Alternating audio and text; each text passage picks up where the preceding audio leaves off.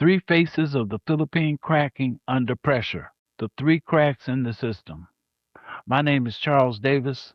I'm founder of Serio Design FX, and I am a SaaS developer.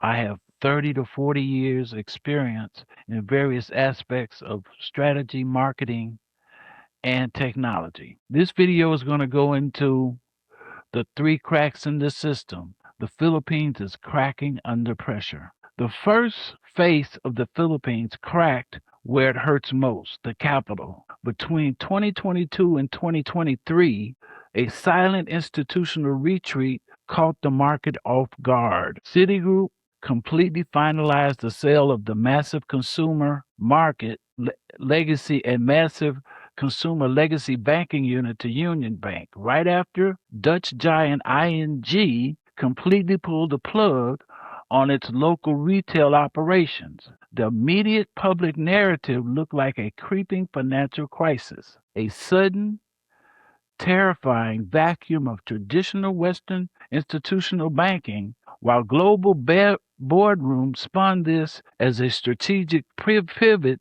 to institutional wealth management. The optics on the ground sent shockwaves through foreign investment circles. It signaled a massive structural retreat of traditional global finance, just as a deeper geopolitical and regulatory pressures were starting to boil over.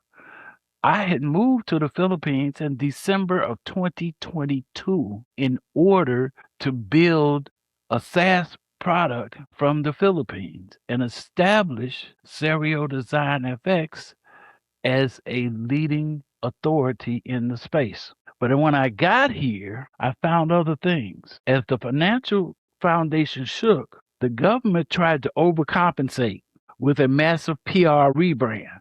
This is where the reputation started to go downhill. They launched the Love the Philippines in 2023, which instantly imploded when it was exposed for using fake stock footage from Indonesia, Thailand, and the UAE. It was humiliating. Superficial disaster that proved the state was rushing to cover a much darker brand crisis, because beneath the tourism brochures, the global algorithm was completely dominated by a toxic, multi-million dollar machine. Travel bloggers and digital predators systematically marketed the Philippines as a digital catalog for wives for sale and a transactional girlfriend experience playground. This human exploitation brand poisoned the well for enterprise capital. It forced Western companies to look down on the country as a low agency, disposable commodity. But the pressure cracked the state's patience. The Bureau of Immigration launched an aggressive legal purge hunting down and deporting these vloggers. They banned the multi-billion dollar Chinese pogo gambling hubs overnight. Why? Because the government realized this trash tier reputation was actively destroying their economic survival. There was a big push here to get the gambling out by the Chinese. And right now, if you're a YouTuber and you're promoting the girlfriend experience, even inadvertently, they just deported a guy because he was always talking about going out picking up Filipino women. They just took him in front of the Bureau of Immigration. And there are others experiencing these problems because when that Russian vlogger came here and started embarrassing Filipinos in public, they threw him in jail and tried him and deported him. And they actually put in some new laws where you can't vlog just anywhere. That's why I stopped. I had a Filipino channel that I was talking about living in the Philippines, and when they passed that law, I stopped it altogether. I said I saw no purpose in no way that that would be beneficial to me and my brand. But now it gets really problematic. The third and most dangerous crack is happening right now to the absolute lifeline of the Philippine economy, the BPO industry. For decades, the country survived by exporting human voice support, acting as the cheap, reactive customer service engine for Western corporations. But OpenAI, Anthropic, and hyper-realistic AI voice agents just weaponized the stack.